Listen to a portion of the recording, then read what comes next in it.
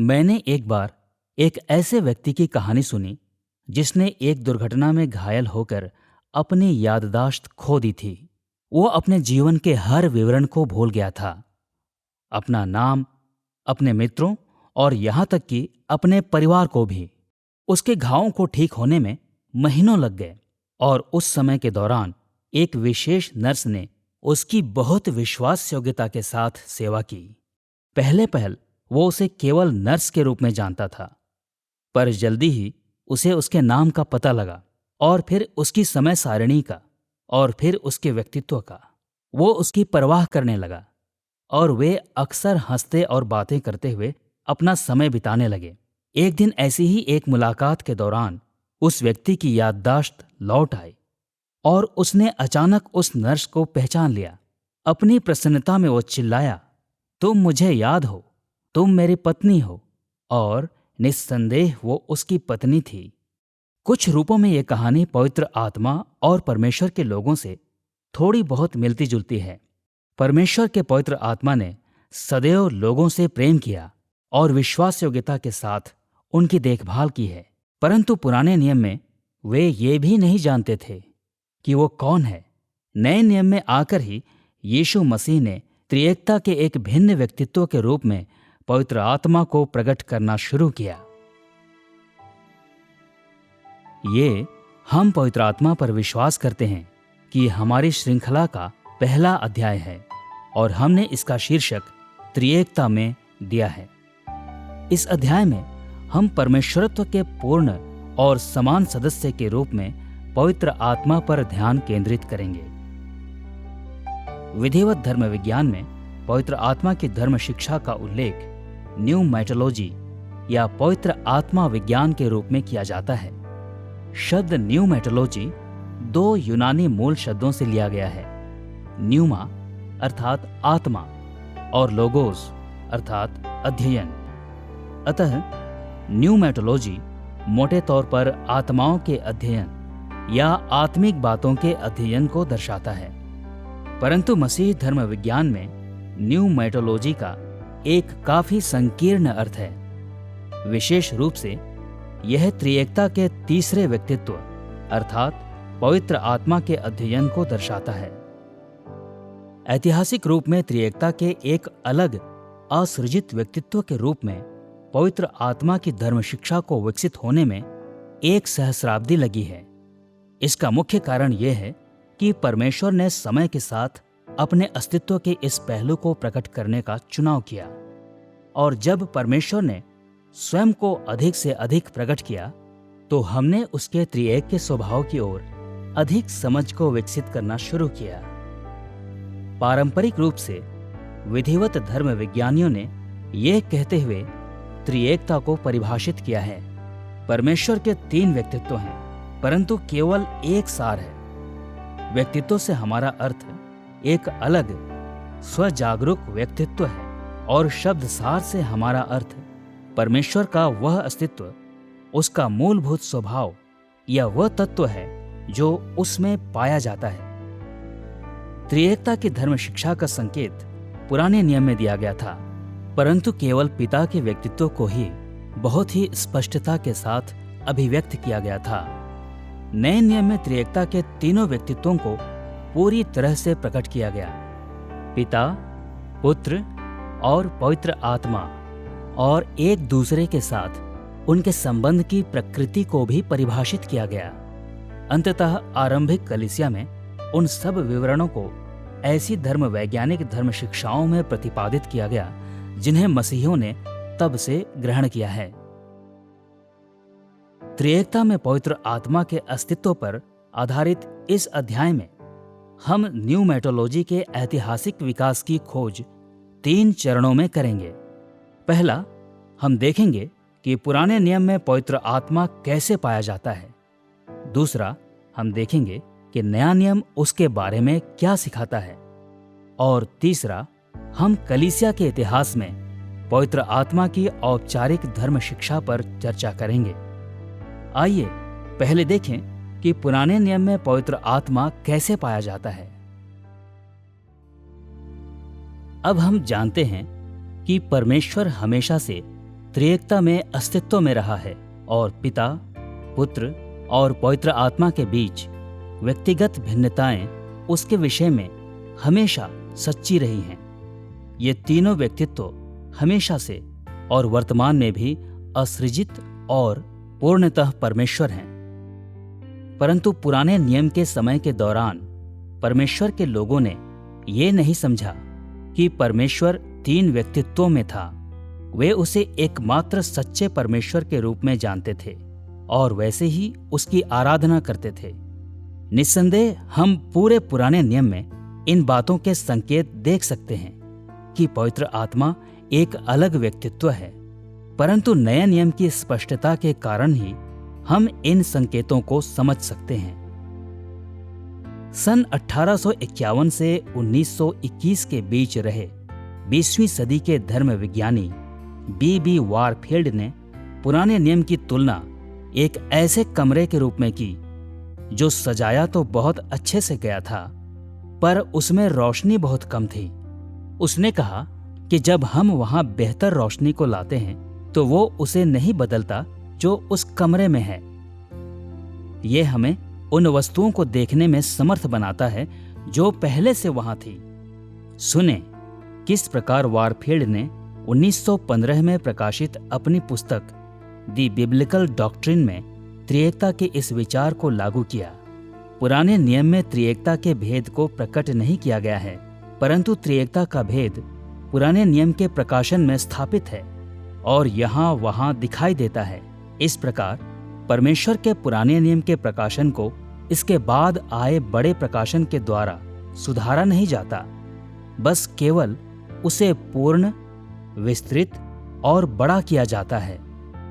परमेश्वर ने पुराने नियम में स्वयं को त्रिएकता के रूप में प्रकट नहीं किया, कम से कम ऐसे रूपों में तो नहीं कि उसके लोग स्पष्टता से समझ सकें। फिर भी क्योंकि परमेश्वर वास्तव में त्रिएकता में वास करता है और क्योंकि पुराना नियम उसे वास्तव में प्रकट करता है, इसलिए पुराने नियम में त्रिएकता के विषय में प्रमाण पाए जाते हैं। और जब हम पुराने नियम को उस अंतर्दृष्टि के साथ पढ़ते हैं जिसे हम नए नियम से प्राप्त करते हैं, तो हम इन प्रमाणों को और अधिक स्पष्टता से देख सकते हैं। पुराना नियम हमें उद्धारकर्ता अर्थात मसीहा के आगमन की तैयारी में किए जाने वाले परमेश्वर के कार्य की कहानी बताता है, और ये इसे परमेश्वर के कार्य का वर्णन परमेश्वर के आत्मा के माध्यम से और परमेश्वर के पुत्र के माध्यम से करने के द्वारा करता है। उदाहरण के लिए भजन 2 के समान। और इसलिए आप पूरे पुराने नियम में एक परिचय को देखते हैं, न केवल परमेश्वर के नाम का, बल्कि उसके नाम के साथ जुड़े उसके कार्य का भी। परंतु जब परमेश्वर कार्य करता है तो वो लेख में कई रूपों में कार्य करता है। अतः भजन 33 में उसके पुत्र के या उसके वचन के या उसके आत्मा के माध्यम से परमेश्वर के कार्य करने के तरीके में उसके एक से अधिक होने से संबंधित भाषा परमेश्वरत्व में एक से अधिक व्यक्तित्व के होने के विचार का परिचय देती है, और उसमें स्पष्टता की आवश्यकता भी नहीं है। नया नियम वहीं से शुरू होता है जहां पुराना नियम समाप्त होता है। ये परमेश्वर के पुत्र के रूप में यीशु मसीह में परमेश्वर के कार्य पर ध्यान केंद्रित करता है, और यीशु के बपतिस्मा के समय पिता, पुत्र और पवित्र आत्मा सब एक साथ प्रकट होते हैं। अतः ऐसा कोई आदर्शवाद भी नहीं है जहां ये केवल ऐसे नाम हैं जिन्हें उसी व्यक्ति या उसी मनुष्य के साथ जोड़ा जाता है। पिता और पुत्र और आत्मा अलग अलग व्यक्तित्व हैं, और नया नियम उन सारे शब्दों को और पुराने नियम में प्रतिज्ञा किए गए परमेश्वर के कार्य को लेकर उसे पूर्णता में ला सकता है। इसलिए परमेश्वर के विचारों और उसके कार्य और परमेश्वर के नाम तथा साथ ही साथ पुत्र और आत्मा का परिचय देने के द्वारा वे साथ कार्य करते हैं। और फिर नया नियम हमें त्रिएकता की धर्म शिक्षा प्रदान करने के लिए पूर्णता में इसे एक साथ लेकर आता है। पुराने नियम में पवित्र आत्मा के विषय में अध्ययन करने के कई तरीके हैं। परंतु हमारे उद्देश्यों के लिए हम परमेश्वर के आत्मा के पुराने नियम के उल्लेखों पर ध्यान देंगे और इस पर भी कि कैसे वे उल्लेख आत्मा के ईश्वरत्व और उसके व्यक्तित्व को दर्शाते हैं। आइए हम परमेश्वर के आत्मा के विषय में पुराने नियम के कुछ उल्लेखों को देखें। पुराना नियम परमेश्वर के आत्मा के लिए कई शब्दों का प्रयोग करता है, जैसे पवित्र आत्मा, परमेश्वर का आत्मा, प्रभु का आत्मा। और कई बार जब परमेश्वर बोल रहा होता है तो मेरा आत्मा, पुराने नियम में आत्मा के रूप में जिस इब्रानी शब्द का हम अनुवाद करते हैं वो रुआख है। सामान्य शब्दों में रुआख कई बातों को दर्शा सकता है। ये हवा या श्वास हो सकता है। जानवरों में ये जीवन का सिद्धांत हो सकता है जो उन्हें जीवित रखता है। मनुष्यों में हमारा रुआख हमारा अनश्वर प्राण है। रुआख उन आत्माओं को भी दर्शा सकता है जिनके पास भौतिक देह नहीं होती, परंतु जब परमेश्वर के बारे में इसका प्रयोग किया जाता है तो यह सामान्यतः परमेश्वर का पर्यायवाची होता है या ये उसकी व्यक्तिगत उपस्थिति और सृष्टि के साथ उसकी सहभागिता को दर्शाता है। परमेश्वर का आत्मा, मेरा आत्मा और यहोवा का आत्मा जैसे नामों में रुआख को परमेश्वर के नाम या सर्वनाम के साथ जोड़ा जाता है, जो दर्शाता है कि परमेश्वर का आत्मा किसी न किसी रूप में परमेश्वर के साथ जुड़ा हुआ है या वो वास्तव में परमेश्वर है। और पुराने नियम का पवित्र आत्मा नाम रुआख को इब्रानी शब्द कादेश अर्थात पवित्रता के साथ जोड़ता है। परमेश्वर का कादेश या पवित्रता उसका अन्यपन या अलगपन है, अर्थात अपनी सृष्टि से भिन्न होने का उसका गुण। इसमें उसकी परम नैतिक शुद्धता और साथ ही साथ उसके स्वरूप के वैभव जैसी बातें शामिल होती हैं।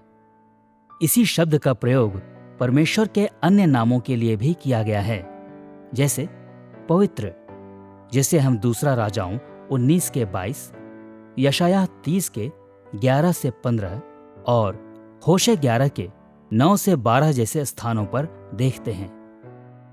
मसीहियों के लिए यह सोचना लुभावना हो सकता है कि पुराने नियम के ये नाम त्रिएकता के तीसरे व्यक्तित्व की ओर सीधा साधा संकेत करते हैं, परंतु हमें ये याद रखने की जरूरत है कि परमेश्वर ने नए नियम के प्रकाशन तक तीन व्यक्तित्वों में अपने अस्तित्व को स्पष्ट नहीं किया था।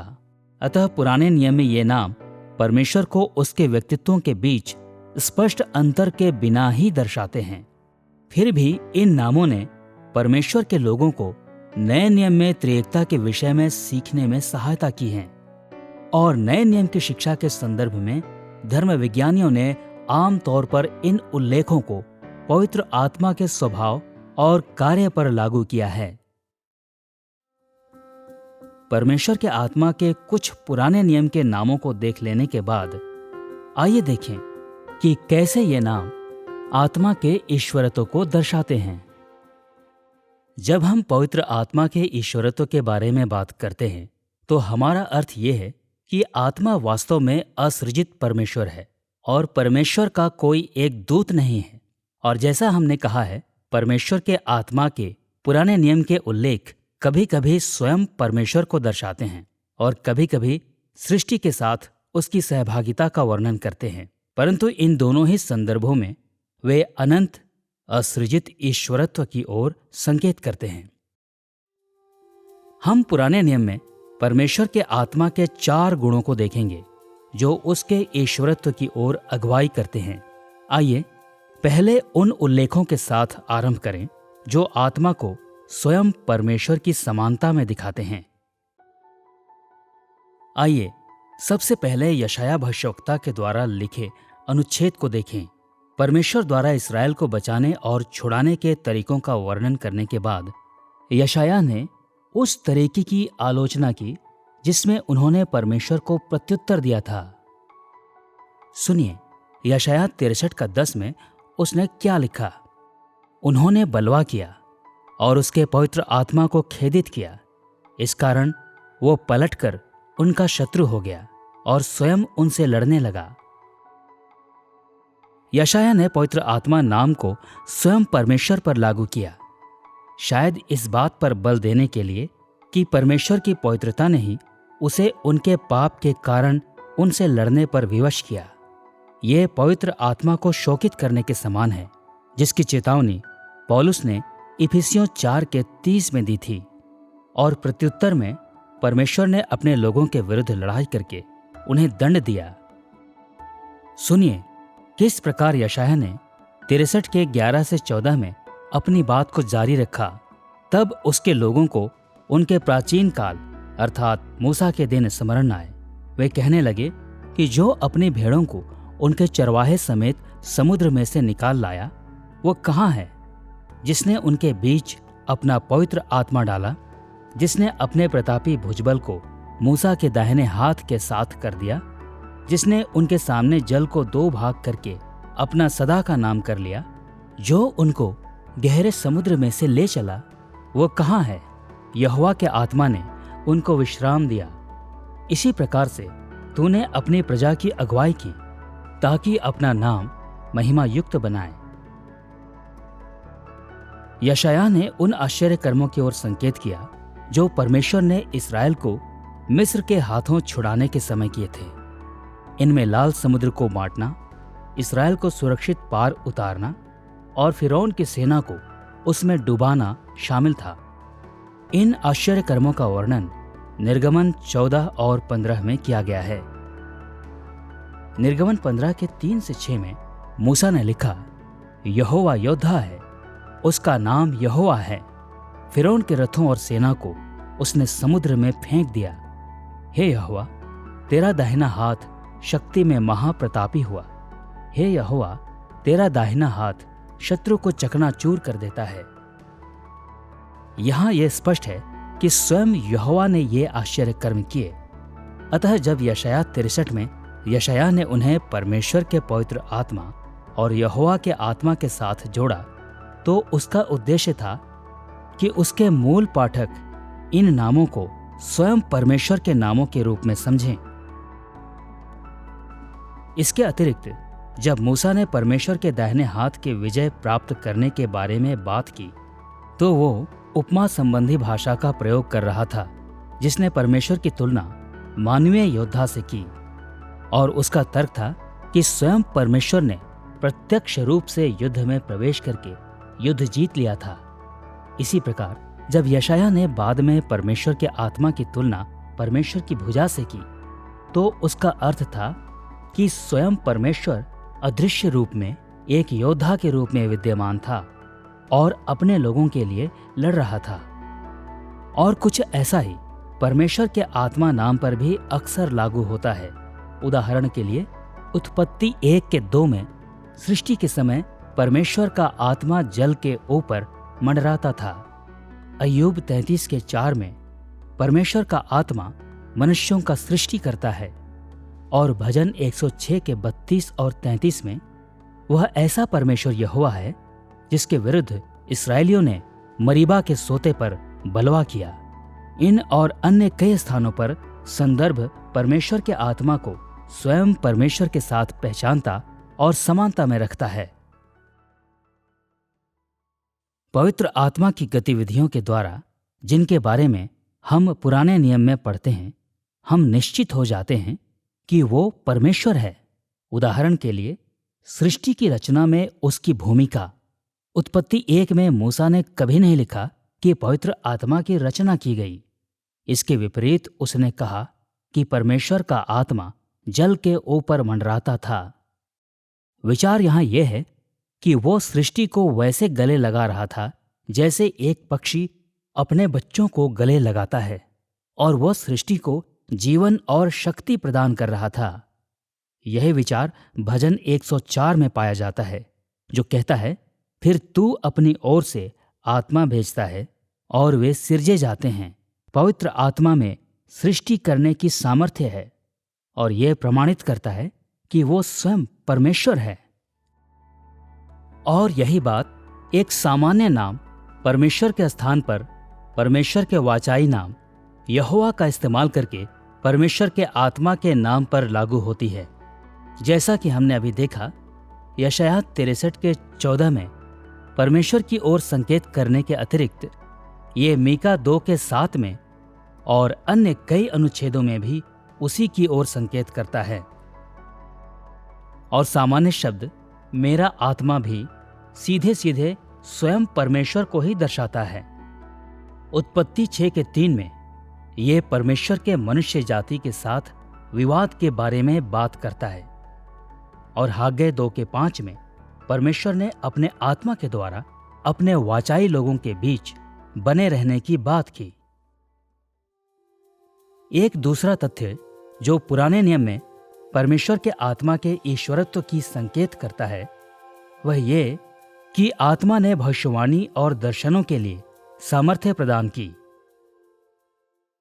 जब परमेश्वर के आत्मा ने पुराने नियम की भविष्यवाणियों को प्रेरित किया, तो उसने अक्सर ऐसे ज्ञान को प्रकट किया जो केवल परमेश्वर के पास होता था, और उसने परमेश्वर की ओर से बोलने के लिए भविष्यवक्ताओं को भी अधिकार प्रदान किया। और कुछ विषयों में परमेश्वर के आत्मा ने असाधारण रूपों में मानवीय भविष्यवक्ताओं की आत्माओं को भी नियंत्रित किया। ये नए नियम में पवित्र आत्मा के भविष्यवाणी के दान से बहुत ही मिलता जुलता है। इन सब परिस्थितियों में यह निष्कर्ष निकालना तर्कपूर्ण है, परमेश्वर का आत्मा वास्तव में स्वयं परमेश्वर था। आत्मा के ईश्वरीय अधिकार और सामर्थ्य को इस रीति से पहला शामुएल 19 के 20 से 24 में दर्शाया गया है, जहां शाऊल और उसके लोगों को अस्थायी रूप से भविष्यवाणी का दान दिया गया था। दूसरा इतिहास 24 के 20 में भी यह स्पष्ट है, जहां भविष्यवक्ता जकरयाह को परमेश्वर की ओर से उसके वचनों को बोलने की सामर्थ्य दी गई। और यह यहेजकेल 11 के 24 में भी स्पष्ट है, जहां परमेश्वर के आत्मा ने यहेजकेल को भविष्यवाणीय दर्शन प्रदान किया।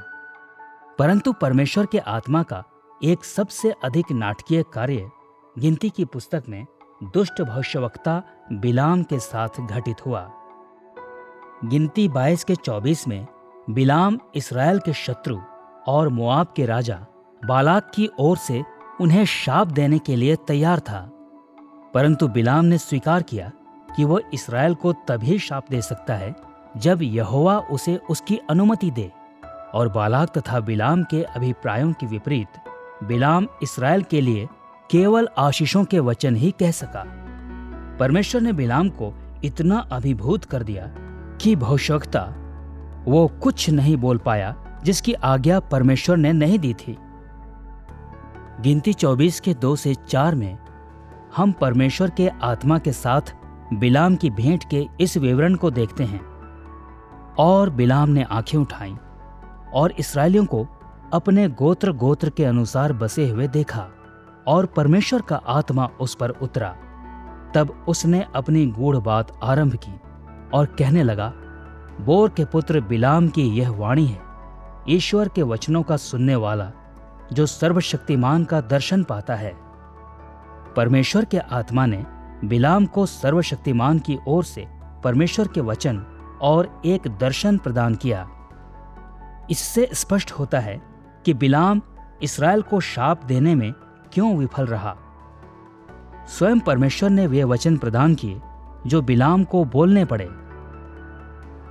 परमेश्वर के आत्मा के समान यहोवा का आत्मा भी भविष्यवाणियों का स्रोत था, जो दर्शाता है कि ये नाम भी प्रत्यक्ष रूप से परमेश्वर की ओर संकेत करता है। गिनती 11 के 29 में मूसा ने प्रकट किया कि भविष्यवाणी के उसके अपने दान और अन्य इस्राएली भविष्यवक्ताओं के दानों का स्रोत यहोवा का आत्मा था। यहेजकेल 11 के 5 में यहोवा के आत्मा ने भविष्यवक्ता यहेजकेल के मुंह में परमेश्वर के वचनों को डाला, और अपनी मृत्यु से पहले दाऊद के अंतिम शब्द यहोवा की आत्मा को स्वयं इस्राएल के परमेश्वर के तुल्य ठहराते हैं। सुनिए, दूसरा शमूएल 23 के 2 से 3 में दाऊद ने क्या कहा। यहोवा का आत्मा मुझ में होकर बोला, और उसी का वचन मेरे मुंह में आया। इस्राएल के परमेश्वर ने कहा है, इस्राएल की चट्टान ने मुझसे बातें की हैं, यहाँ दाऊद के काबे की समानांतर बातें सुझाव देती हैं कि यहोवा का आत्मा और इस्राएल का परमेश्वर एक ही हैं।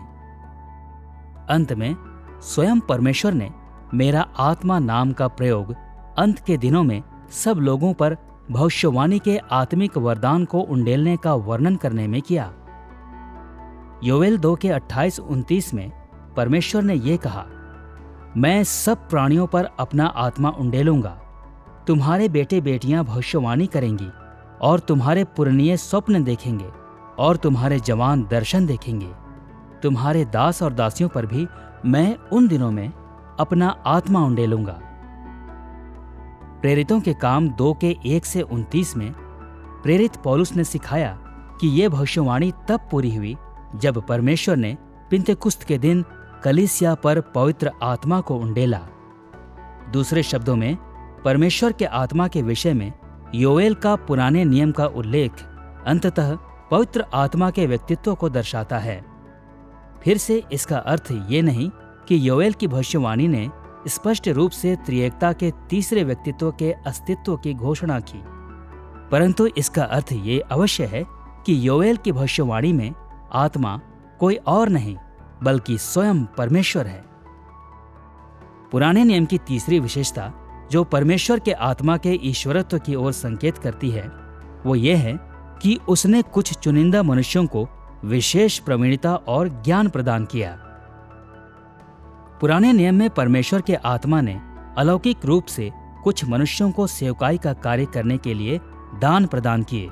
उदाहरण के लिए निर्गमन 31 के 3 और 35 के 31 में परमेश्वर ने बसलेल और ओहोलियाब नामक कारीगरों को अपने आत्मा से भर दिया ताकि वे मिलाप वाले तंबू और उसकी साज सजावट को बना सकें। विचार ये था कि परमेश्वर ने उन्हें ये आश्वस्त करने के लिए बड़ी योग्यताएं और ज्ञान प्रदान किया ताकि उनके कार्य परमेश्वर को प्रसन्न करें। ये विशेष रूप से महत्वपूर्ण था क्योंकि निर्गमन 25 के 9 और 40 के अनुसार कारीगरों को पृथ्वी के मिलाप वाले तंबू को स्वर्गीय तंबू के समान बनाना था।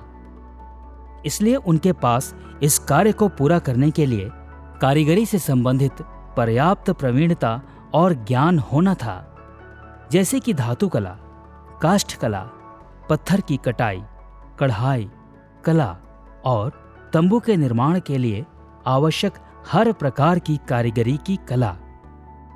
इस प्रकार के दान की समानता उन विविध आत्मिक वरदानों में देखी जा सकती है जिन्हें पवित्र आत्मा ने नए नियम में कलीसिया को दिए, जैसे कि रोमियो 12, पहला कुरिन्थियों 12 और इफिसियों 4 में।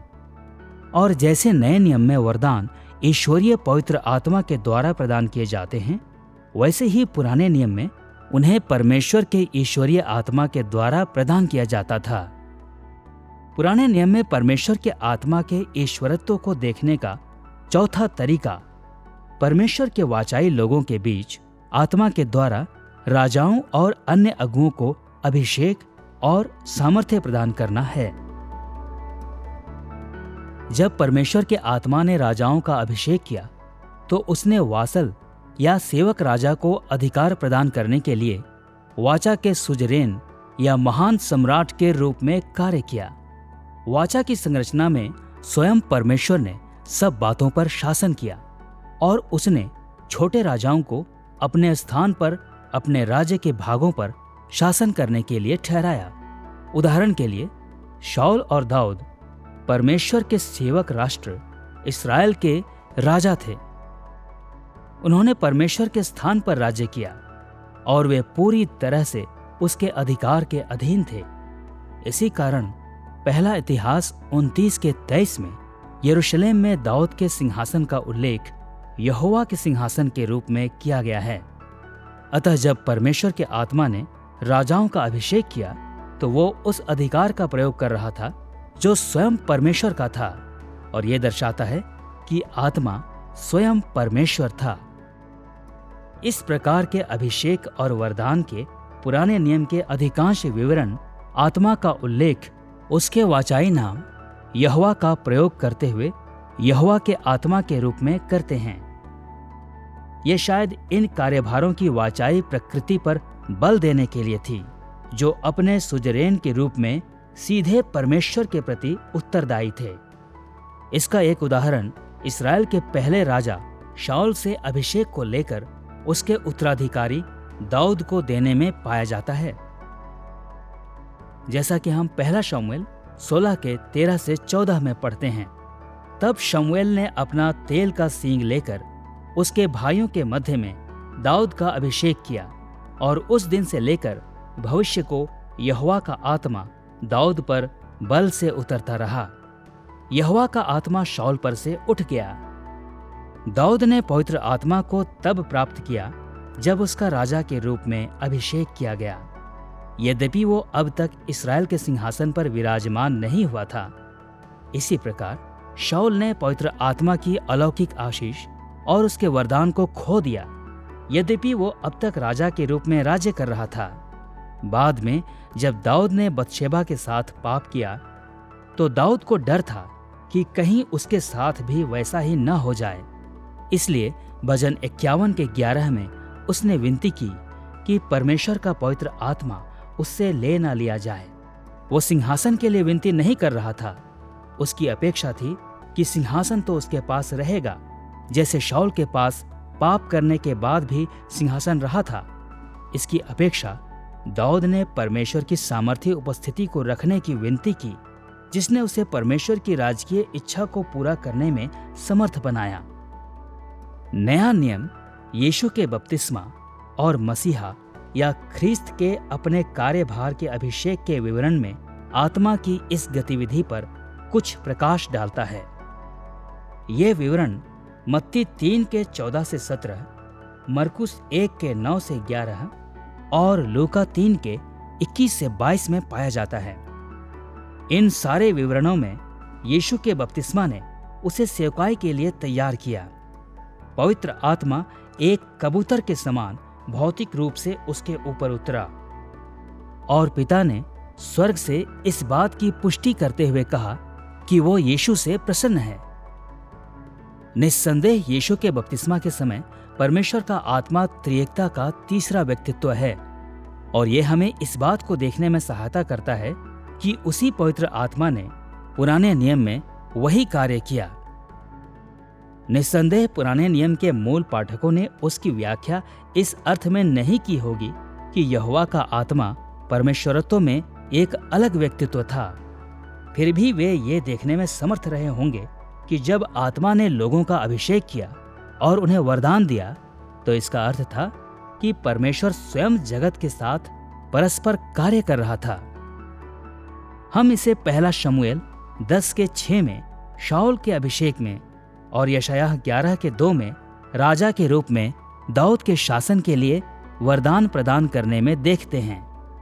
यह मीका 3 के 8 में भविष्यवक्ता के रूप में मीका के वरदान में भी स्पष्ट है, और न्यायों की पुस्तक में यहोवा के आत्मा ने न्यायों को नियुक्त किया और उन्हें बल दिया। 3 के 10 में वो ओतनिएल में, 6 के 34 में गिदोन में, 11 के 29 में यिप्तह में, और 13 के 25, 14 के 6 और 19 तथा 15 के 14 में शिमशोन में समाया। पुराना नियम सुझाव देता है कि बिना स्पष्ट और पूरा नाम लिए आत्मा परमेश्वर ही है। अतः जब हम बाइबल के आरंभ में उत्पत्ति 1 के 2 को पढ़ते हैं, तो हम एलोहीम के आत्मा को जल के ऊपर या सृष्टि के ऊपर मंडराता हुआ देखते हैं। ये अस्पष्ट प्रतीत होता है, परंतु जब आप भजन 104 की ओर मुड़ते हैं, तो भजनकार कहता है कि आत्मा ही है जो सृष्टि को जीवन प्रदान करता है। और फिर हम यहेजकेल 36 जैसे अनुच्छेद की ओर मुड़ते हैं, और ये नई वाचा की परमेश्वर की प्रतिज्ञा के संदर्भ में एक विचित्र अनुच्छेद है। परमेश्वर अपने लोगों से कहता है, मैं अपना आत्मा तुम्हारे भीतर देकर ऐसा करूंगा कि तुम मेरी विधियों पर चलोगे और मेरे नियमों को मानकर उनके अनुसार करोगे। ये कहता है कि उनमें वास करने वाला आत्मा एक नए प्रकार के व्यक्ति की रचना करेगा, ऐसा जो अनाज्ञाकारिता की ओर नहीं बल्कि आज्ञाकारिता की ओर झुका रहेगा। और इसलिए जब हम सोचते हैं कि आत्मा पुराने नियम में क्या करता है, तो आत्मा तो एक है और उसका एक आधारभूत कार्य जीवन प्रदान करना है। वो जीवनदायक सिद्धांत है। वही है जो सृष्टि को जीवन देता है, अर्थात नई सृष्टि का जीवन देता है। पुराने नियम में भी हम यही देखते हैं। और इसलिए जब हम पूछते हैं जीवन कौन देता है, तो हम जानते हैं कि जीवन देने वाला स्वयं परमेश्वर ही है। और इसलिए पुराना नियम ये सुझाव भी देता है कि आत्मा सर्वशक्तिमान परमेश्वर ही है। यहां तक हमने परमेश्वर के आत्मा और आत्मा के ईश्वरत्व के उल्लेखों पर ध्यान देने के द्वारा ये देखा है कि कैसे न्यूमैटोलॉजी की धर्म शिक्षा पुराने नियम में विकसित हुई। आइए अब संक्षिप्त रूप में देखें कि कैसे ये उल्लेख आत्मा के व्यक्तित्व की ओर भी संकेत करते हैं। पुराना नियम स्पष्ट रूप से दर्शाता है कि परमेश्वर व्यक्तिगत है, परंतु ये इस बात को नहीं दर्शाता कि उसमें कितने व्यक्तित्व हैं या क्या उसके व्यक्तित्व एक दूसरे से अलग हैं या नहीं। इसलिए जब हम कहते हैं कि पुराना नियम आत्मा के व्यक्तित्व को दर्शाता है, तो हमारा अर्थ ये नहीं है कि वो उसे पिता और पुत्र से एक अलग व्यक्तित्व के रूप में दर्शाता है। हमारे कहने का अर्थ ये है कि वो उसे पूर्ण रूप से ईश्वरीय असृजित व्यक्तित्व के रूप में प्रमाणित करता है। इसके विपरीत कई बार यह तर्क दिया जाता है कि पुराने नियम में परमेश्वर का आत्मा एक अवैयक्तिक बल या शक्ति के रूप में उपस्थित था। परंतु जैसे कि हम पहले ही देख चुके हैं, आत्मा के कई उल्लेख स्वयं परमेश्वर के प्रत्यक्ष उल्लेख हैं और परमेश्वर निश्चित रूप से अवैयक्तिक शक्ति नहीं है। अतः वो प्रत्येक अनुच्छेद जो परमेश्वर के आत्मा को स्वयं परमेश्वर की समानता में रखता है, वो दर्शाता है कि आत्मा व्यक्तिगत है। इसके अतिरिक्त ऐसे अनुच्छेद भी हैं जो आत्मा के साथ विशेष रूप से व्यक्तिगत विशेषताओं को जोड़ते हैं, ऐसी विशेषताओं को जिनका प्रयोग एक अवैयक्तिक शक्ति का वर्णन करने के लिए नहीं किया जा सकता। जब पुराना नियम आत्मा की भाषा शैली का प्रयोग करता है, तो ये आम तौर पर परमेश्वर की उपस्थिति और परमेश्वर की सामर्थ्य के संदर्भ में होता है, क्योंकि उल्लेख ऐसे परमेश्वर के साथ संबंध रखने के विषय में हैं जो व्यक्तिगत है। इसलिए ऐसा प्रतीत होता है कि हमें उन उल्लेखों को ऐसे समझना चाहिए जैसे वे उस परमेश्वर की व्यक्तिगत उपस्थिति का उल्लेख कर रहे हों जो विद्यमान है। यद्यपि पवित्र शास्त्र की सामूहिक गवाही से अलग होकर असंगत लेखों को पढ़ना और उन लेखों को अलग अलग करके विच्छेदित रूप में पढ़ना संभव है, फिर भी मेरे विचार में यदि हम पुराने नियम के कैनन को एक समूह के रूप में देखें और आत्मा के कार्य को स्वयं परमेश्वर द्वारा सामर्थ्य देने से जोड़कर देखें, तो ये इस अर्थ की ओर अग्रसर करता है कि ये परमेश्वर का आत्मा है और कि ये एक व्यक्तित्व है। फिर जब हम नए नियम की ओर बढ़ते हैं, तो ये स्पष्ट हो जाता है कि परमेश्वरत्व का तीसरा व्यक्तित्व पिता और पुत्र के समान ही एक व्यक्तित्व है। पुराना नियम कई रूपों में परमेश्वर के आत्मा के व्यक्तित्व की ओर संकेत करता है, परंतु समय की कमी के कारण हम केवल 4 तरीकों पर ध्यान देंगे। हम इससे आरंभ करेंगे कि कैसे पुराना नियम आत्मा के मनोभावों पर ध्यान आकर्षित करता है। जैसा कि हम जानते हैं, अवैयक्तिक शक्तियों में मनोभाव नहीं होते, केवल व्यक्तियों में होते हैं।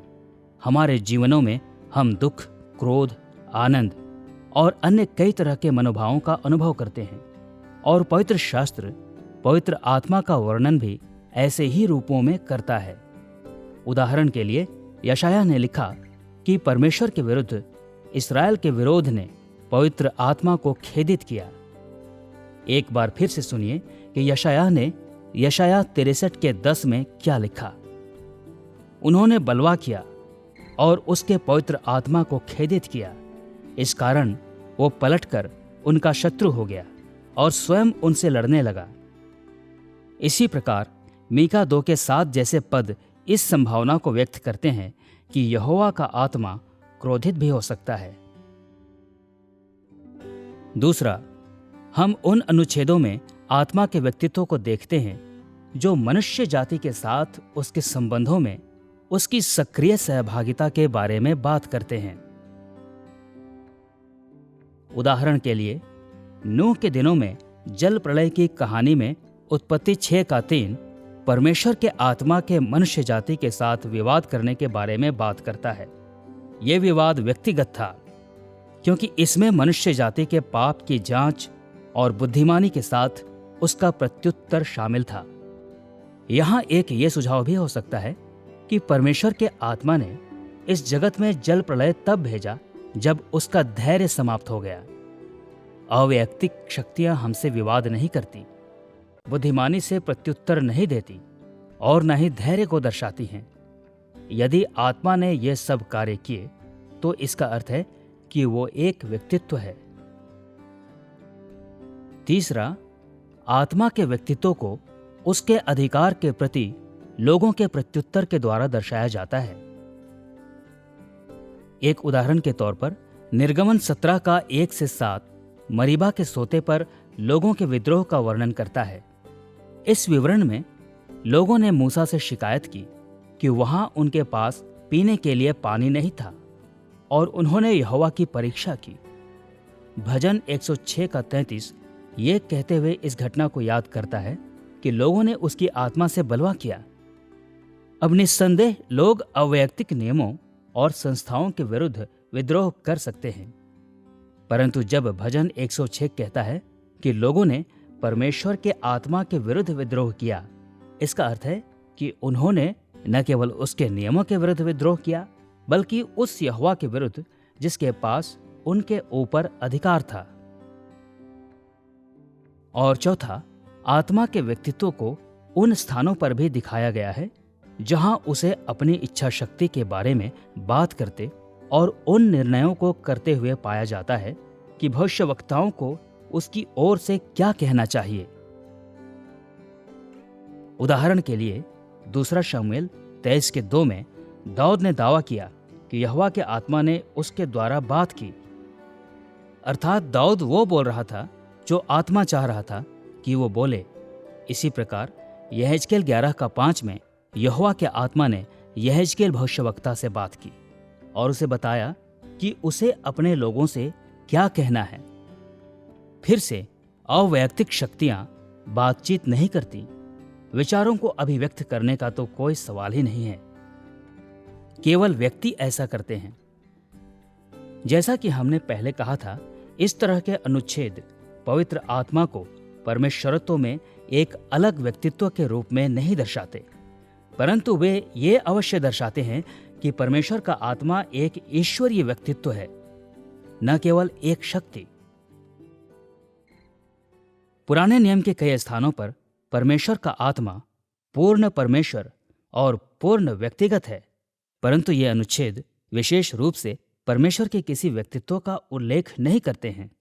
अर्थात 3 व्यक्तित्वों में परमेश्वर का अस्तित्व नए नियम के आने तक प्रकट नहीं हुआ था, परंतु जैसा कि हम देखेंगे, नया नियम अक्सर त्रिएकता के तीसरे व्यक्तित्व को पुराने नियम में परमेश्वर के आत्मा की समानता में देखता है। अतः मसीहियों के रूप में हमारे लिए यह निष्कर्ष निकालना सही है कि पुराने नियम के ये उल्लेख त्रिएकता के एक पूर्ण सदस्य के रूप में पवित्र आत्मा के प्रकाशन का पूर्वाभास प्रदान करते हैं। अब जब हमने पुराने नियम के दृष्टिकोण से त्रिएकता में पवित्र आत्मा पर विचार विमर्श कर लिया है, इसलिए आइए हम नए नियम में परमेश्वर के आगे के प्रकाशन की ओर मुड़ें। नया नियम आमतौर पर पवित्र आत्मा का उल्लेख ऐसे रूपों में करता है जो पुराने नियम की ध्वनि प्रदान करते हैं। उदाहरण के लिए, ये यूनानी शब्द न्यूमा शब्द अर्थात आत्मा का प्रयोग वैसे ही करता है जैसे पुराना नियम रुआख का करता है। दोनों शब्दों के अर्थ का दायरा समान है, जो हवा, श्वास, जानवरों की जीवन शक्ति, मानवीय आत्माओं और देह रहित आत्माओं का उल्लेख करते हैं।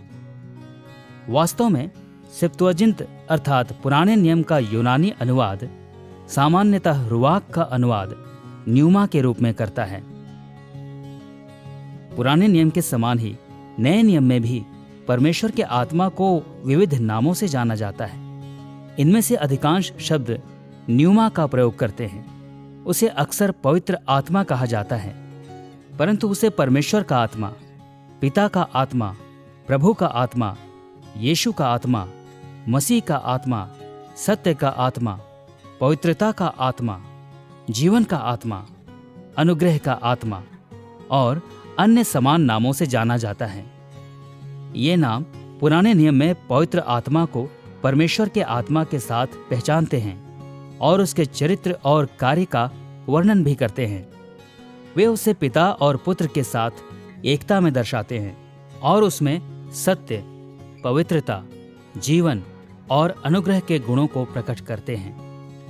आत्मा के व्यक्तित्व के विषय में नया नियम और अधिक स्पष्टता और प्रत्यक्ष रूप से सिखाता है कि पवित्र आत्मा त्रिएकता के भीतर ही एक भिन्न व्यक्तित्व है, परंतु नए नियम में भी परमेश्वर के लोगों को उसके व्यक्तित्व और कार्य की अपनी समझ में बढ़ना जरूरी था।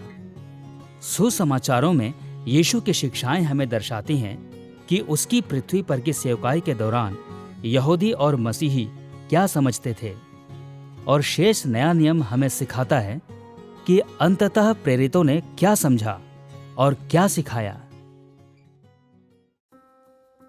इसी इतिहास की अनुरूपता में नए नियम का हमारा विचार विमर्श दो भागों में विभाजित होगा। पहला, हम देखेंगे कि यीशु ने पवित्र आत्मा के बारे में प्रत्यक्ष रूप से क्या सिखाया, और दूसरा, हम देखेंगे कि बाद में प्रेरितों ने अपनी सेवकाइयों के दौरान क्या सिखाया। आइए हम यीशु के साथ शुरू करें।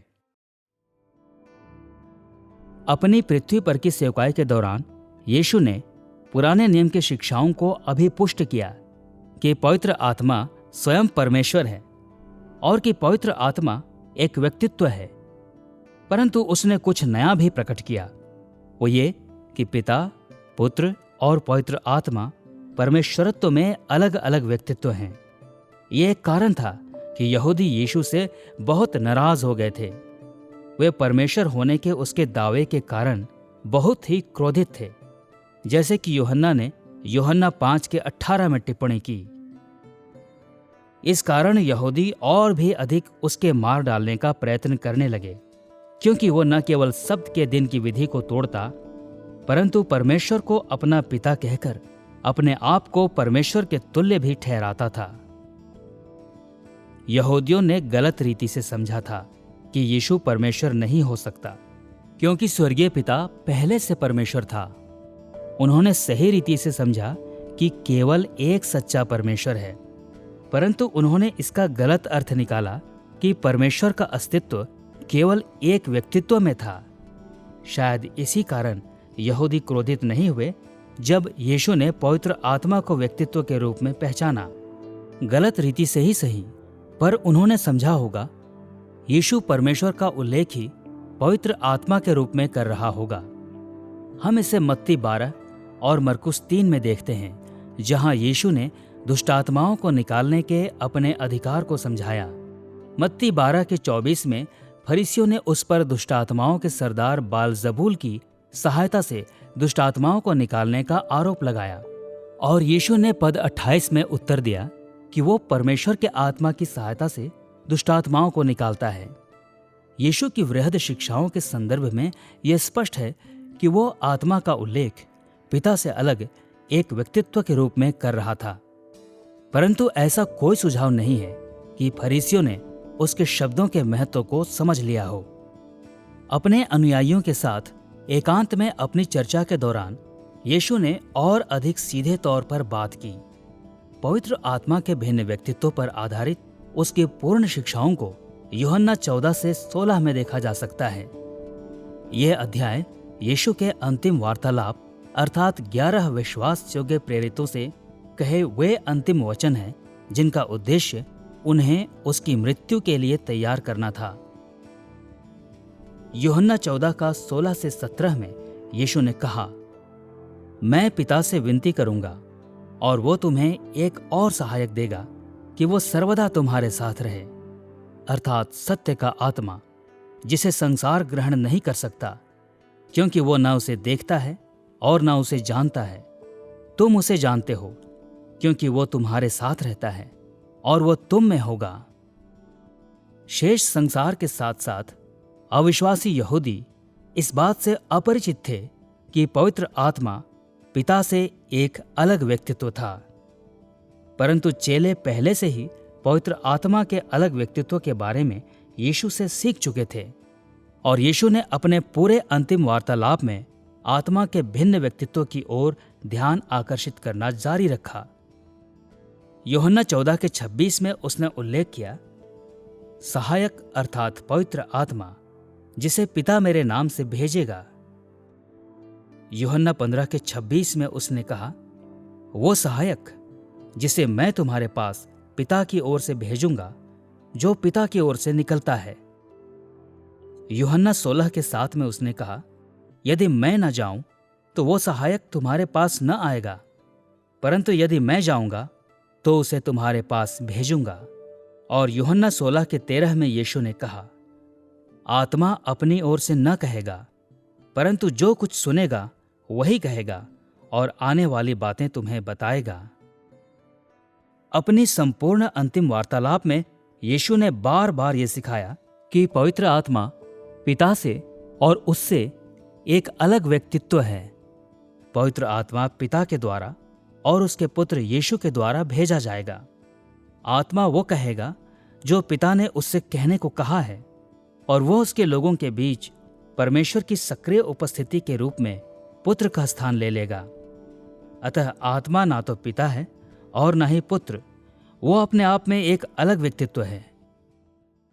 अब हमें बहुत से लोग जब पवित्र आत्मा शब्द को सुनते हैं तो वे उसे हवा के रूप में सोचते हैं, और कभी कभी हम उसे एक निर्जीव वस्तु के रूप में सोचने की परीक्षा में भी पड़ जाते हैं। परंतु जब आप यूहन्ना 14-16 को देखते हैं तो आप पवित्र आत्मा के व्यक्तित्व के विषय में कुछ अद्वितीय बातों को देखते हैं। प्रभु यीशु मसीह ने उसका उल्लेख वो के रूप में किया, अर्थात वो कोई निर्जीव वस्तु नहीं बल्कि व्यक्तिगत है। परंतु वो एक व्यक्तित्व ही नहीं, उसका उद्गम कि वह स्वर्ग से आया है स्पष्ट रूप से एक चिन्ह है कि वो अपनी प्रकृति में ईश्वरीय भी है। और एक और शब्द भी है जिसका प्रयोग यीशु करता है, जो एक और सहायक है, वो जो उससे अलग है, परंतु फिर भी वो उसे जारी रखेगा जो उसने किया है, और उसे सत्य का आत्मा भी कहा गया है। ऐसी विशेषता जो केवल यीशु के पास है। उसने हमें बताया कि वो मार्ग, सत्य और जीवन है। अतः पवित्र आत्मा एक अलग व्यक्तित्व है, परंतु उसमें इस रूप में प्रभु यीशु मसीह का ही तत्व है कि वह सत्य का आत्मा भी है, ठीक वैसे ही जैसे प्रभु यीशु मसीह सत्य है। मत्ती 28:19 में अर्थात महान आदेश में भी यीशु ने जब ये कहा तो उसने आत्मा के अलग व्यक्तित्व की ओर ध्यान आकर्षित किया। इसलिए तुम जाओ, सब जातियों के लोगों को चेला बनाओ और उन्हें पिता और पुत्र और पवित्र आत्मा के नाम से बपतिस्मा दो। अंग्रेजी और यूनानी दोनों में नाम के रूप में अनुदित शब्द यहाँ एक वचन है, और पिता, पुत्र तथा पवित्र आत्मा सबको एक समान रूप में दर्शाया गया है। महान आदेश के इस भाग को आमतौर पर त्रिएक पद्धति कहा जाता है, क्योंकि ये त्रिएकता के तीनों व्यक्तित्वों के नाम ऐसे दर्शाता है जो परमेश्वरत्व में उनकी सहभागी सदस्यता की ओर संकेत करता है। जब यीशु ने कहा कि पिता, पुत्र और पवित्र आत्मा सब एक ही नाम को रखते हैं, तो उसने संकेत किया कि उनमें परमेश्वर का समान अधिकार है, अर्थात वे सब निश्चित रूप से परमेश्वर हैं। उसने ये भी दर्शाया कि परमेश्वर के तीनों व्यक्तित्व उन राष्ट्रों पर राज्य करेंगे जहां चेले बनाए गए हैं। नए नियम में यीशु की शिक्षाओं पर ध्यान देने के बाद आइए अब देखें कि प्रेरितों ने पवित्र आत्मा के बारे में क्या कहा। पहला, हमें इस बात पर बल देना चाहिए कि प्रेरितों ने पवित्र आत्मा के विषय में पुराने नियम की और यीशु द्वारा सिखाई सब बातों पर विश्वास किया। उन्होंने उसे पूर्ण ईश्वरीय तथा पिता और पुत्र की ओर से आए एक अलग व्यक्तित्व के रूप में समझा। केवल एक उदाहरण के रूप में प्रेरितों के काम 5 के 3 से 4 में पतरस के शब्दों को सुने। जब हनन्याह और सफीरा ने आरंभिक कलीसिया को दिए गए आर्थिक दान के विषय में झूठ बोला, तो पतरस ने उनसे कहा, हे हनन्याह, शैतान ने तेरे मन में यह बात क्यों डाली कि तू पवित्र आत्मा से झूठ बोले? तू मनुष्यों से नहीं परंतु परमेश्वर से झूठ बोला है। पतरस ने कहा कि पवित्र आत्मा से झूठ बोलना परमेश्वर से झूठ बोलना था, और इस प्रकार प्रमाणित किया कि पवित्र आत्मा स्वयं परमेश्वर है। यही नहीं, ये बात कि हनन्याह पवित्र आत्मा से झूठ बोल पाया, इस बात को प्रमाणित करता है कि पवित्र आत्मा व्यक्तित्व है। और दूसरा कुरिन्थियों 13 के 14 में पौलुस ने पवित्र आत्मा के ईश्वरत्व और अलग व्यक्तित्व की पुष्टि की, जब उसने अपनी पत्री को इस प्रकार समाप्त किया, प्रभु यीशु मसीह का अनुग्रह और परमेश्वर का प्रेम और पवित्र आत्मा की सहभागिता तुम सब के साथ होती रहे।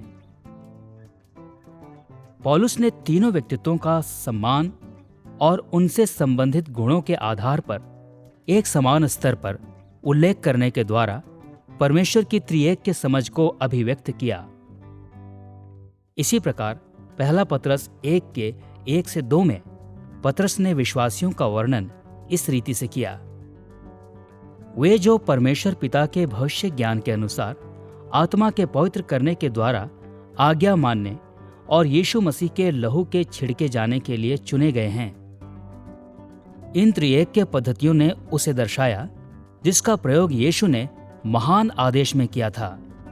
वे इस बात की गवाही देते हैं कि पिता, आत्मा और पुत्र यीशु मसीह एक समान रूप में परमेश्वर हैं। उनमें समान सामर्थ्य और महिमा है, और वे सब अलग अलग व्यक्तित्व हैं। और प्रेरितों ने आत्मा के पूर्ण ईश्वरत्व और व्यक्तित्व की पुष्टि कई अन्य रूपों में भी की है। उन्होंने उसकी व्यक्तिगत विशेषताओं का वर्णन किया, जैसे विचार और मनोभाव।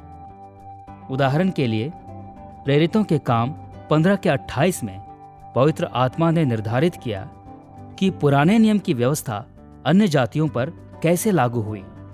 रोमियो 5 का 5 उसके प्रेम के बारे में बात करता है, और इफिसियों 4 का 30 उसके शोकित होने का उल्लेख करता है। प्रेरितों ने इच्छापूर्ण कार्यों के आधार पर भी उसका वर्णन किया, जैसे रोमियो 8 का 26 और 27 में कलीसिया के लिए मध्यस्थता करना, और पहला कुरिन्थियों 12 के 11 में अपनी इच्छा के अनुसार वरदान देना। और उसने अकथनीय ईश्वरीय गुणों को उसके साथ जोड़ा, ऐसे गुण जो केवल परमेश्वर में हो सकते हैं। उदाहरण के लिए पौलुस ने उसके सर्व ज्ञान का वर्णन इफिसियों 1 के 17 और पहला कुरिन्थियों 2 के 10 एवं 11 में किया, जहां उसने कहा कि आत्मा वो सब जानता है जो परमेश्वर जानता है। और इब्रानियों 9 का 14 पवित्र आत्मा को सनातन आत्मा कहता है, जिसके द्वारा वो दर्शाता है कि वो सृष्टि से पहले विद्यमान था और कि उसका निरंतर अस्तित्व अनंत और अटूट है। परंतु प्रेरितों द्वारा त्रिएकता के सदस्य के रूप में पवित्र आत्मा को प्रमाणित करने का एक सबसे महत्वपूर्ण तरीका पुराने नियम के पवित्र शास्त्र की प्रेरणा और लेखक को उसके साथ जोड़ने का है। प्रेरितों के काम 1 के 16 में पतरस ने यह कहा, पवित्र शास्त्र का वो लेख जो पवित्र आत्मा ने दाऊद के मुख से पहले से कहा था। प्रेरितों के काम 28 का 25 में पौलुस ने कहा, पवित्र आत्मा ने यशायाह भविष्यवक्ता के द्वारा तुम्हारे बापदादों से ठीक ही कहा। और दूसरा पतरस 1 का 20 से 21 में पतरस ने यह कहते हुए पवित्र शास्त्र को लिखने में आत्मा के कार्य का पूर्ण सारांश प्रदान किया।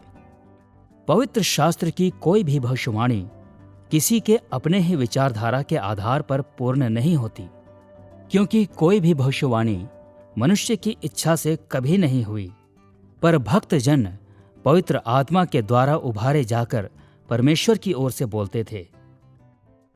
मेरे विचार में पवित्र शास्त्र की प्रेरणा के द्वारा पवित्र आत्मा का व्यक्तित्व और ईश्वरत्व दिलचस्प है। यहाँ हम परमेश्वर के वचन के बारे में बात कर रहे हैं और परमेश्वर का वचन हमें अक्सर आत्मा के द्वारा ही प्रदान किया जाता है। हम बार बार ये सुनते हैं, यहोवा का वचन, या आत्मा ने कहा, या मूसा ने कहा, और ये सब एक समान रूप में पाए जाते हैं। ये आत्मा का एक प्रमुख कार्य है। परमेश्वर का वचन आत्मा का वचन है और आत्मा का वचन परमेश्वर का वचन है। इससे बढ़कर पवित्र आत्मा के पूर्ण ईश्वरत्व और व्यक्तित्व की समझ की पुष्टि तब की गई जब यीशु की प्रतिज्ञा के अनुसार आत्मा को अंततः कलीसिया पर उंडेला गया। प्रेरितों के काम 2 दर्शाता है कि यीशु के स्वर्ग में चढ़ने के बाद आए पहले पिंतकुस्त के दिन पूरी कलीसिया ने एक बड़े भव्य रूप में पवित्र आत्मा के वरदान को प्राप्त किया। आग की जीभें उनके ऊपर उतरीं और उन्होंने हर भाषा में सुसमाचार का वर्णन किया। और यहाँ से प्रेरितों को ऐसे वरदान दिए गए जिन्होंने पूरी सृष्टि पर परमेश्वर के अधिकार को प्रकट किया। उन्हें बीमारों को चंगा करने, मृतकों को जीवित करने और अन्य कई आश्चर्य कर्मों को करने के योग्य बनाया गया, जिन्होंने पवित्र आत्मा के ईश्वरीय अधिकार और कृपा के सत्य की गवाही दी। यह स्पष्ट है कि प्रेरितों ने पवित्र आत्मा को त्रिएकता में ही एक अलग व्यक्तित्व के रूप में देखा। उन्होंने पहचाना कि इस सत्य का उल्लेख पुराने नियम में किया गया था और वे समझ गए थे कि यीशु ने भी उसे प्रकट किया था, परंतु उन्होंने आत्मा की सामर्थ्य उपस्थिति की वास्तविकता का अनुभव भी किया था जब उसने इतिहास को परमेश्वर के उद्धार के कार्य के नए चरण की ओर आगे बढ़ाया। उन पर बड़ी सामर्थ्य के साथ पवित्र आत्मा को उंडेला गया, जिससे उन्होंने आश्चर्य कर्म किए, परमेश्वर से प्रकाशनों को प्राप्त किया और उन्होंने नए नियम के पवित्र शास्त्र को लिखने की प्रेरणा भी प्राप्त की। त्रिएकता में पवित्र आत्मा पर आधारित हमारे अध्याय में अब तक हमने पुराने नियम और नए नियम पर ध्यान देने के द्वारा न्यूमैटोलॉजी के ऐतिहासिक विकास का अध्ययन किया है। अब हम अपने अंतिम मुख्य विषय को संबोधित करने के लिए तैयार हैं, कलीसियाई इतिहास में औपचारिक न्यूमैटोलॉजी का विकास। पहली कुछ सदियों में आरंभिक कलीसिया ने पवित्र आत्मा पर आधारित पवित्र शास्त्र की शिक्षा को स्पष्ट और सारगर्भित करने के लिए कार्य किया। पवित्र शास्त्र ने हमेशा यह सिखाया है कि केवल एक परमेश्वर है और पिता, पुत्र और आत्मा मिलकर ही वो एक परमेश्वर है। परंतु ये सचमुच एक जटिल और रहस्यात्मक विचार है। इसलिए मसीही अक्सर इस बात पर असहमत रहे हैं कि कैसे उसे स्पष्ट और परिभाषित किया जाए। हम आरंभिक कलीसियाई इतिहास में न्यूमैटोलॉजी के विकास के 4 चरणों पर ध्यान देंगे। पहला, हम प्रेरितों के विश्वास कथन में पवित्र आत्मा की अभिपुष्टि पर विचार करेंगे। दूसरा, हम औपचारिक त्रिएकता संबंधी धर्म शिक्षा की खोज करेंगे। तीसरा, हम देखेंगे कि कैसे इस धर्म शिक्षा को नाइसीन विश्वास कथन में दर्शाया गया है। और चौथा, हम त्रिएकता की सत्ता मीमांसा और उसके विधान के बीच अंतर का उल्लेख करेंगे। प्रेरितों का विश्वास कथन उन स्थानीय बपतिस्मा संबंधी कथनों से विकसित हुआ जो 200 ईस्वी के लगभग पाए जाते थे। वे ऐसे कथन थे जिनकी पुष्टि बपतिस्मा के समय नए विश्वासियों को करनी होती थी। कुछ प्राचीन विवरण दर्शाते हैं कि जब एक व्यक्ति को बपतिस्मा दिया जाता था तो उसे 3 बातों की पुष्टि करनी होती थी, एक पिता से, एक पुत्र से और एक पवित्र आत्मा से संबंधित।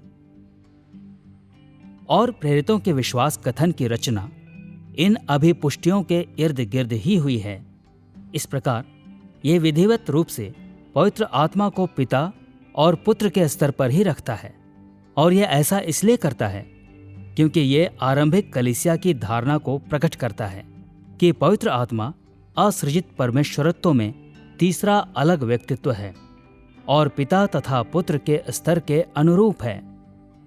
यही नहीं, प्रेरितों के विश्वास कथन की संरचना में ही त्रिएकता के अलग अलग व्यक्तित्वों के भिन्न भिन्न कार्य इसी नाम के नीचे दिए गए हैं। अतः पिता को आकाश और पृथ्वी के कर्ता के रूप में दर्शाया गया है। पुत्र के विषय में विश्वास कथन उसके गर्भधारण, जन्म, मृत्यु, गाड़े जाने, पुनरुत्थान, स्वर्गारोहण और भावी पुनरागमन को दर्शाता है। और पवित्र आत्मा का उल्लेख कलीसिया के संभालने वाले और विश्वासियों पर उद्धार को लागू करने वाले के रूप में किया गया है। प्रेरितों का विश्वास कथन पवित्र आत्मा को त्रिएकता के पूर्ण सदस्य के रूप में दर्शाता है। प्रेरितों के विश्वास कथन का प्रारूप निश्चित रूप से त्रिएक्य है। हम पिता परमेश्वर पर विश्वास करते हैं, जो आकाश और पृथ्वी का कर्ता है। हम उसके एकमात्र पुत्र और प्रभु यीशु मसीह पर विश्वास करते हैं, जो पवित्र आत्मा के द्वारा उत्पन्न हुआ। और हम पवित्र आत्मा पर, पवित्र सार्वभौमिक कलीसिया पर, पवित्र संतों की संगति पर विश्वास करते हैं। और इस प्रकार त्रिएक प्रारूप बहुत ही स्पष्ट है और वो थोड़ा बहुत उस प्राथमिक भूमिका के बारे में भी बात करता है जो तीनों में से प्रत्येक व्यक्तित्व निभाता है। अतः पिता आकाश और पृथ्वी का सृष्टि करता है, पुत्र जो कुंवारी मरियम से उत्पन्न हुआ और बढ़ा तथा पाप के बलिदान के रूप में क्रूस पर मारा गया, और पवित्र आत्मा जिसकी भूमिका वास्तव में अब प्रमुख रूप से कलीसिया में संतों की संगति में, पापों की क्षमा में और मसीह की देह के कार्य में प्रकट होती है। इस तथ्य के बावजूद भी कि प्रेरितों के विश्वास कथन ने आत्मा के पूर्ण ईश्वरत्व और उसके पूर्ण व्यक्तित्व की ओर संकेत किया, फिर भी इसने त्रिएकता की एक स्पष्ट परिभाषा प्रदान नहीं की। इसमें सारे सही तत्व तो पाए जाते हैं, परंतु इसने ऐसी कोई शब्दावली नहीं बनाई जिसे कलीसिया ने अंततः स्वीकार किया हो। परिणाम स्वरूप लोग कह सके कि उन्होंने विश्वास कथन की भाषा शैली की पुष्टि की, फिर चाहे वे इस बात पर सहमत नहीं हुए कि आत्मा पिता और पुत्र के साथ समान स्तर को रखने वाला तीसरा अलग व्यक्तित्व था। यह उल्लेख कर लेने के बाद कि कैसे प्रेरितों के विश्वास कथन ने कलीसियाई इतिहास में न्यूमैटोलॉजी के विकास को प्रकट किया, इसलिए आइए त्रिएकता की औपचारिक धर्म शिक्षा के आरंभिक चरणों पर चर्चा करें। त्रिएकता के रूप में परमेश्वर का अस्तित्व बहुत ही रहस्यमय है। यह हमारे अनुभव से बहुत परे है, इसलिए हमें इसके बारे में सोचने में कठिनाई होती है। इसके बारे में बात करना तो और भी अधिक कठिन है। इसलिए आरंभिक कलीसिया के लिए परमेश्वर के विषय में अपनी मान्यताओं पर चर्चा करने हेतु ये उपयोगी था कि वे उसके बारे में बात करने के लिए सुसंगत तरीकों को खोजें। और इस क्षेत्र में आरंभिक कलीसिया के अधिकांश लेखन ने आरंभिक धर्म विज्ञानी टर्टुलियन के लेखनों से लाभ प्राप्त किया। टर्टुलियन 155 से 230 ईस्वी के बीच का एक सफल मसीही लेखक था। उसने लैटिन शब्द ट्रिनिटास का प्रयोग बाइबल की उन शिक्षाओं का उल्लेख करने के लिए और उन्हें प्रचलित बनाने के लिए किया कि परमेश्वर पिता, पुत्र और पवित्र आत्मा के रूप में अस्तित्व में है। ट्रिनिटास का अनुवाद तीन या त्रय के रूप में किया जा सकता है, परंतु जब यह परमेश्वरत्व का उल्लेख करता है तो हम इसका अनुवाद त्रिएकता के रूप में करते हैं। टर्टुलियन ने पिता, पुत्र और पवित्र आत्मा के अलग अलग व्यक्तित्वों का उल्लेख करने के लिए लैटिन शब्द परसोना का प्रयोग भी किया, जिसका अनुवाद हम व्यक्तित्व के रूप में करते हैं। और उसने परमेश्वर के अस्तित्व जो पिता, पुत्र और पवित्र आत्मा एक साथ रखते हैं का उल्लेख करने के लिए लैटिन शब्द सबस्टांशिया अर्थात तत्व या सार का प्रयोग किया। इसीलिए त्रिएकता की पारंपरिक परिभाषा यह कहती है, परमेश्वर के तीन व्यक्तित्व हैं परंतु केवल एक सार है। निस्संदेह कलीसिया ने त्रिएकता की इस समझ को बिना कठिनाई के नहीं सिखाया और इस परिभाषा के निष्कर्ष तक पहुंचाने वाले विचार विमर्श में पवित्र आत्मा अक्सर विवाद के केंद्र में रहता था। चौथी सदी के सेबास्टे के धर्म विज्ञानी यूस्टाथियस जैसे कुछ लोग थे जिन्होंने त्रुटिपूर्ण रूप से ये माना था कि पवित्र आत्मा न तो स्व अस्तित्व परमेश्वर और न ही सृजित प्राणी था। और यहां तक कि कलीसिया के विश्वास कथनों ने भी पर्याप्त विवरण प्रदान नहीं किए जिसकी पुष्टि करने की अपेक्षा सब मसीहों से की गई हो। उदाहरण के लिए प्रेरितों के विश्वास कथन ने केवल ये कहा, मैं पवित्र आत्मा पर विश्वास करता हूं, और 325 ईस्वी में नीसिया की पहली परिषद के द्वारा लिखित मूल नाइसीन विश्वास कथन ने केवल ये कहा, हम पवित्र आत्मा पर विश्वास करते हैं। स्पष्टता की इस कमी के फलस्वरूप त्रिएकता की धर्म शिक्षा के विवरणों से संबंधित कई विवाद थे। वास्तव में ये रोमी सम्राट कॉन्स्टेंटियस द्वितीय के शासनकाल में और उसकी मृत्यु के बाद थोड़े समय के लिए इतना पेचीदा हो गया कि कलीसिया में बहुत से लोगों ने त्रिएकता की शिक्षा को कम से कम उस रूप में ठुकरा दिया जिससे हम आज अवगत हैं। 351 ईस्वी में सरमियम की दूसरी परिषद और 357 ईस्वी में सरमियम की तीसरी परिषद ने उसकी पुष्टि की, जिसे एरियनवादी झूठी शिक्षा कहा जाता है। इस शिक्षा ने परमेश्वरत्व में पुत्र की पूर्ण सदस्यता का इनकार किया और इस बात से भी इनकार किया कि पुत्र का तत्व या सार वैसा ही था जैसा पिता का था। इतिहास के इस समय के दौरान कलीसिया के कई भागों ने त्रिएकता की उसी धर्म शिक्षा को मोटे तौर पर ठुकरा दिया जिसे उन्होंने पहले बाइबल की शिक्षा के रूप में ग्रहण किया था। अब जबकि हमने प्रेरितों के विश्वास कथन से लेकर त्रिएकता की धर्म शिक्षा की आरंभिक औपचारिकता तक कलीसियाई इतिहास में न्यूमैटोलॉजी पर विचार विमर्श कर लिया है, इसलिए आइए हम नाइसीन विश्वास कथन की ओर मुड़ें।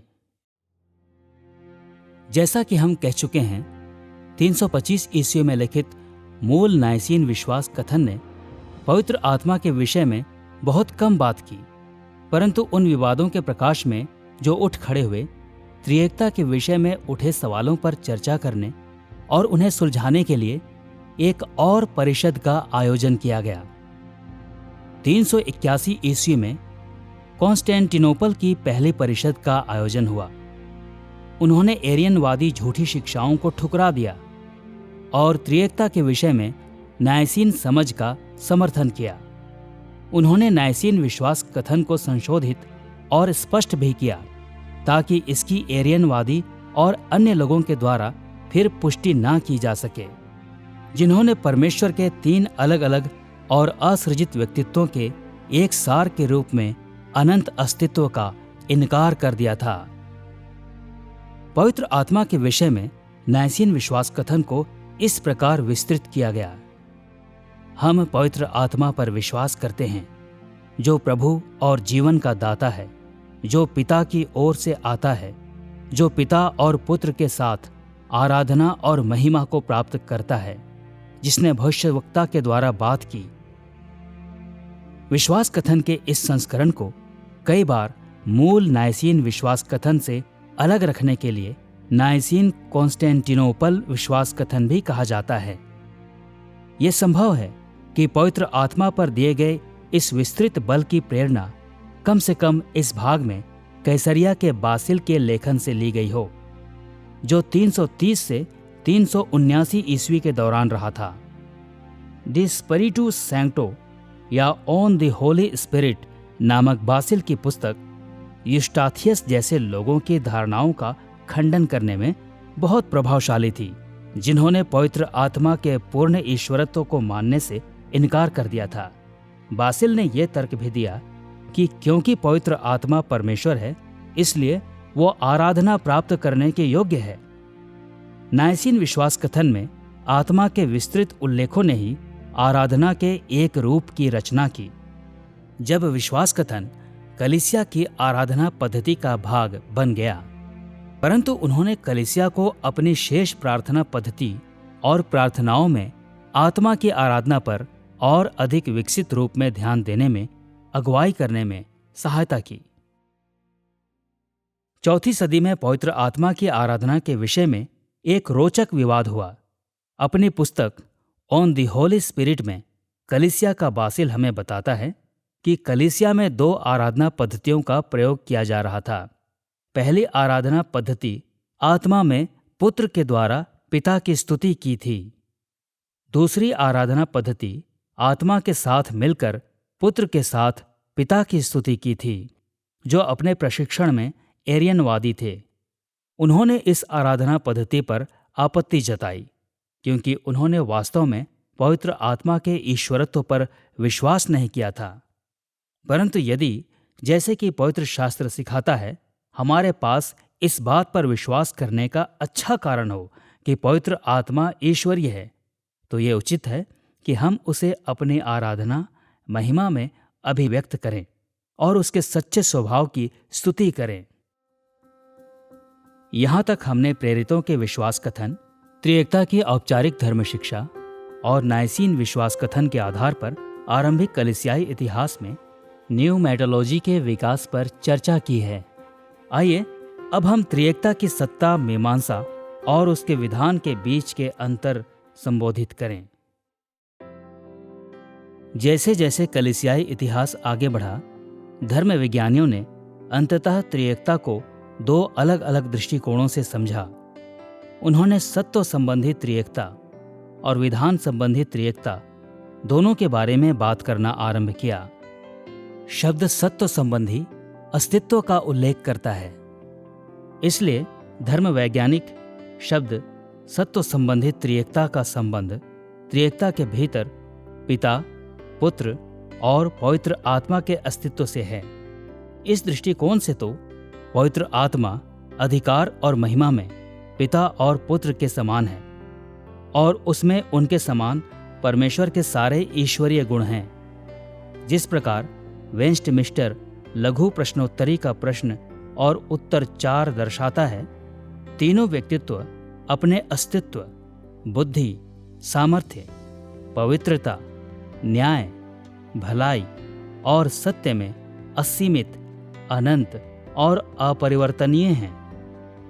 आपको याद होगा कि नाइसीन विश्वास कथन का नाइसीन कॉन्स्टेंटिनोपल संस्करण ये कहता है, हम पवित्र आत्मा पर विश्वास करते हैं, जो प्रभु और जीवन का दाता है, जो पिता की ओर से आता है। पश्चिमी कलीसिया ने बाद में विश्वास कथन के इस लैटिन संस्करण का विस्तार करके इस वाक्यांश के अंत में शब्द फिलोके को जोड़ा, जिसका अर्थ है और पुत्र। अतः पश्चिमी देशों की अधिकांश कलीसियाएं अब एक ऐसे संस्करण का प्रयोग करती हैं जो कहता है कि पवित्र आत्मा पिता से और पुत्र से आता है। कुछ लोगों ने पवित्र आत्मा के आने को सत्व संबंधी रूप में समझा है, जिसका अर्थ है कि वे मानते हैं कि पवित्र आत्मा का व्यक्तित्व पिता से या फिर पिता और पुत्र से अनंत रूप से निकला है। परंतु अन्य लोगों ने आत्मा के आने को विधान संबंधी त्रिएकता के कार्य के रूप में समझा है। धर्म वैज्ञानिक शब्द विधान संबंधी त्रिएकता ये दर्शाता है कि पिता, पुत्र और पवित्र आत्मा एक दूसरे से कैसे परस्पर व्यवहार करते हैं, विशेषकर सृष्टि के संबंध में। इस दृष्टिकोण से प्रत्येक के पास अलग अलग भूमिकाएं और जिम्मेदारियां हैं और यहाँ तक कि अलग अलग अधिकार भी हैं। पवित्र शास्त्र के बहुत से भाग सुझाव देते हैं कि पवित्र आत्मा अपनी इच्छा से पिता और पुत्र की सेवा करता है। उदाहरण के लिए उसे पिता और पुत्र के द्वारा भेजा या दिया गया था। पवित्र शास्त्र ये बात लूका 11 के 13, यूहन्ना 14 के 26 और 15 के 26 तथा प्रेरितों के काम 2 के 33 जैसे अनुच्छेदों में सिखाता है। और जब वो आता है तो आत्मा उस कार्य को करने के द्वारा पिता और पुत्र की आज्ञा मानता है जिसके लिए उन्होंने उसे भेजा है। हम इस बात को यूहन्ना 16 के 13, रोमियो 8 के 11 और पहला पतरस 1 के 2 जैसे स्थानों में देखते हैं। इन जैसे अनुच्छेदों के कारण बहुत से धर्म विज्ञानी कहते हैं कि विधान संबंधी त्रिएकता के भीतर पिता और पुत्र के पास पवित्र आत्मा से अधिक अधिकार है। फिर भी इस बात पर बल देना महत्वपूर्ण है कि आत्मा अब भी पूर्ण परमेश्वर है और कि अधिकार की यह संरचना इसलिए है क्योंकि वे सब ऐसा चाहते हैं और इस पर सहमत हैं। अतः पवित्र आत्मा किसी भी तरह से पिता और पुत्र से कम नहीं है। सत्व संबंधी त्रिएकता और विधान संबंधी त्रिएकता के बीच भिन्नता को पहचानना महत्वपूर्ण है। धर्म विज्ञानियों के द्वारा बनाई गई ये भिन्नता बहुत उपयोगी है और जब हम त्रिएकता की धर्म शिक्षा का अध्ययन करते हैं तो ये बहुत से असमंजस को दूर करने में सहायता करता है। जब हम सत्व संबंधी त्रिएकता के बारे में बात करते हैं तो हम उसके स्वभाव का उल्लेख करते हैं। हम इस सच्चाई के बारे में बात करते हैं कि त्रिएकता के तीनों व्यक्तित्व पिता, पुत्र और पवित्र आत्मा सत्व, सामर्थ्य और महिमा में एक समान हैं। निस्संदेह इस विषय में कोई एक दूसरे से बड़ा नहीं है। पिता परमेश्वर है, पुत्र परमेश्वर है, पवित्र आत्मा परमेश्वर है। हम इसे ऐसे भी कह सकते हैं, पिता 100% परमेश्वर है, पुत्र 100% परमेश्वर है, पवित्र आत्मा 100% परमेश्वर है। परंतु बात जब उनकी भूमिकाओं के विभाजन की होती है तब हम विधान संबंधी त्रिएकता के बारे में बात करते हैं।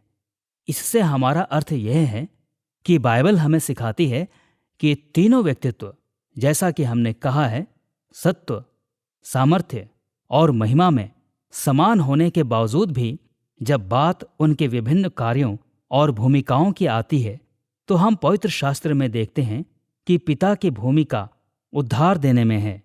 वही है जो उद्धार देने का निर्णय करता है। पुत्र हमारे लिए अपने प्राणों को देकर छुटकारे के कार्य को पूरा करता है और पवित्र आत्मा वो है जो छुटकारे के कार्य को लागू करता है। जब हम विधान संबंधी त्रिएकता के बारे में बात करते हैं तो हम देखते हैं कि वहां पुत्र पिता के अधीन है और पवित्र आत्मा पुत्र और पिता के अधीन है। इसका अर्थ ये नहीं है कि पुत्र सत्व संबंधी भाव में पिता से कुछ कम है या पवित्र आत्मा उस भाव में कम है, बल्कि हम कह सकते हैं कि पारस्परिक सहमति के द्वारा वे पिता के अधिकार के प्रति अपनी इच्छा से समर्पित होते हैं। पवित्र आत्मा की धर्म शिक्षा को औपचारिक रूप देने में सदियां लग गईं, परंतु इसका अर्थ ये नहीं कि कलीसिया ने कभी न्यूमैटोलॉजी की महत्वपूर्ण बातों पर विश्वास नहीं किया। आखिरकार सब समयों की कलीसिया ने पवित्र शास्त्र को स्वीकार किया है और पवित्र शास्त्र स्पष्टता से सिखाता है कि पवित्र आत्मा पूर्ण ईश्वरीय व्यक्तित्व है। वो परमेश्वरत्व का समान सदस्य है। सच ये है कि न्यूमैटोलॉजी को औपचारिक रूप कई चरणों में दिया गया और सामान्यतः किसी न किसी झूठी शिक्षा के प्रत्युत्तर में धर्म विज्ञानियों को एहसास हुआ कि उन्हें और अधिक विवरण प्रदान करने की तथा और अधिक स्पष्ट रूप से संवाद करने की आवश्यकता है ताकि वे दूसरों को गलती करने से रोक सकें। और ये सूत्रीकरण समय की हर परख में खरे उतरे हैं। सदियों से कलीसिया की लगभग सब शाखाओं ने त्रिएकता में पवित्र आत्मा की भूमिका की इन्हीं मान्यताओं की पुष्टि की है। त्रिएकता में पवित्र आत्मा पर आधारित इस अध्याय में हमने देखा है कि कैसे पुराना नियम ईश्वरत्व और व्यक्तित्व के संबंध में परमेश्वर के आत्मा के बारे में बात करता है। हमने देखा है कि कैसे यीशु और उसके प्रेरितों के अधीन नए नियम में इस समझ को विस्तृत किया गया और हमने प्रेरितों के विश्वास कथन, त्रिएकता की धर्म शिक्षा को औपचारिक रूप दिए जाने, नाइसीन विश्वास कथन और त्रिएकता संबंधी सत्ता मीमांसा और विधान पर चर्चा करने के द्वारा कलीसियाई इतिहास में न्यूमैटोलॉजी का सर्वेक्षण किया है। ये समझ लेना कि त्रिएकता में पवित्र आत्मा कौन है हमारे जीवनों में उसके कार्य को समझने का एक महत्वपूर्ण भाग है। जैसे कि हम आगे के अध्यायों में देखेंगे, पवित्र आत्मा पिता और पुत्र से भी अधिक हमारे साथ व्यक्तिगत रूप से सहभागी होता है। वो हमारे भीतर वास करता है। हम आत्मिक सामर्थ्य के लिए जब हम पाप करते हैं तो परमेश्वर की क्षमा का अनुभव करने के लिए, पवित्रता में बढ़ने के लिए, विश्वास में स्थिर रहने के लिए, ऐसे वरदानों को पाने के लिए जो हमें दूसरों के प्रति सेवकाई करने में सहायता करते हैं तथा अन्य बहुत सी आशीषों के लिए उस पर निर्भर होते हैं। और ये जान लेना कि जो हमारे भीतर वास करता है वो व्यक्तिगत है तथा हमारे पिता और हमारे प्रभु और उद्धारकर्ता का ईश्वरीय आत्मा है। तो ये हमें उसकी सेवकाई को महत्वपूर्ण जानने और हमारे जीवनों में उसके द्वारा किए जाने वाले कार्य के साथ सहयोग करने में सहायता करता है।